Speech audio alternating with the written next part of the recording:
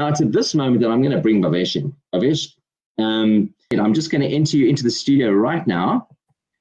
It is like, Bavesh, it's so exciting for me to have you here. You're a dear person in my life, and it's so special that we've been able to reconnect. Bavesh and I began, about probably close to 20 years ago in a laboratory that was focused on what we call very basic research.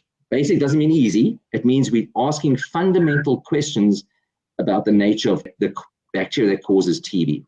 Fundamental questions. It means we're studying the genes, the DNA, with the function of proteins, the function of enzymes to understand the bacteria.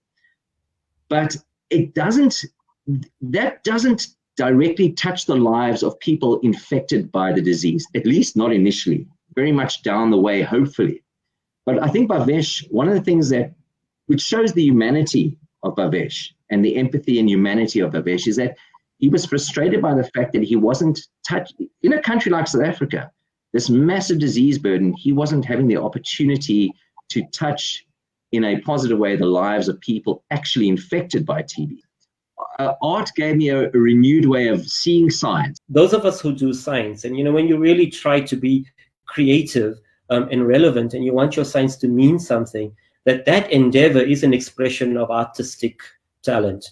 The creativeness that one puts into how you ask scientific questions is an expression of your inner artistic self, right? But to come to your question about mistrust, perhaps we need to reflect, what is it that leads to mistrust?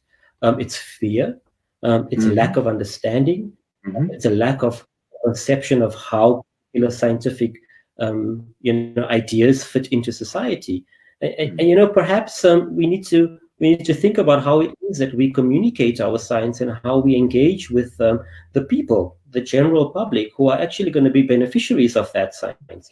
So I put to you, if you were going to build a house, would you do that without actually consulting the people who are going to occupy that house as to whether it's going to suit them or not, right? And doing science without engaging the public, without bringing people along with you, is really tantamount to building a house without consulting people who are going to occupy it. Is of bringing people with you is really, actually, now that you say it, such a huge statement. Because I think for a very long time, science has gone off on its own curiosity-driven enterprise, which is all good and well, but hasn't really thought about bringing the general public with. It's just, so I think that's a very powerful statement. And we need to understand, as scientists, I think we need to understand that generally the world, whether you come from a developing country or a developed country, whether you're speaking to people who perhaps have a higher level of literacy or people who have a more basic level of literacy, the world has sophisticated ways of accessing information, the world being all these people. And for me, one of my most humbling experiences was, I was in one of the clinics where we were working, and it was a small place. I'd gone out to do some outreach, but we were describing some of the work we were doing on these non-replicating bacteria. And a lady, you'll remember this site, people normally tie their babies to their backs here in South Africa. Yeah, of course. The lady to her back came and said, "But Prof, tell me about what is this? What replicating, non-replicating? What is it?" And I took a few minutes to explain. I said, there are some bacteria that grow fast and some that grow slow, and the antibiotics kill the ones that grow fast. And so if the bacteria are growing slowly, the antibiotics are not going to kill them. And she got it. And she said, "Prof, you must come back after 2 months and tell us what you found."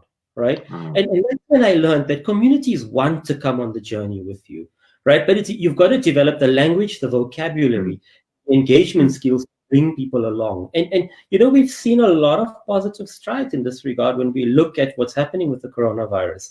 A lot of experts have come to the fore. They're unpacking so many facets of the virus and the way it makes people sick, and so many facets of the response, right? But people are afraid, that the virus is those defining moments in our history. People are afraid. They don't understand a lot of what's going on.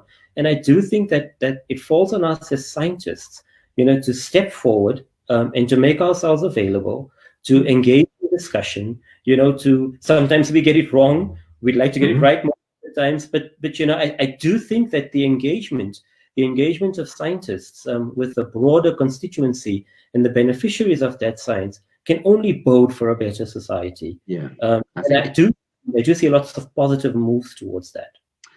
I think that's exactly right. And what I've been heartened by is scientists are feeling compelled to talk to the public, especially during this time, because they sense that there's a lot of fear and also misinformation, and a lot of that misinformation is just because of the way that information arrives into the public space, not necessarily because there's a intention to misinform. Obviously, there's that too, but just the way the information moves.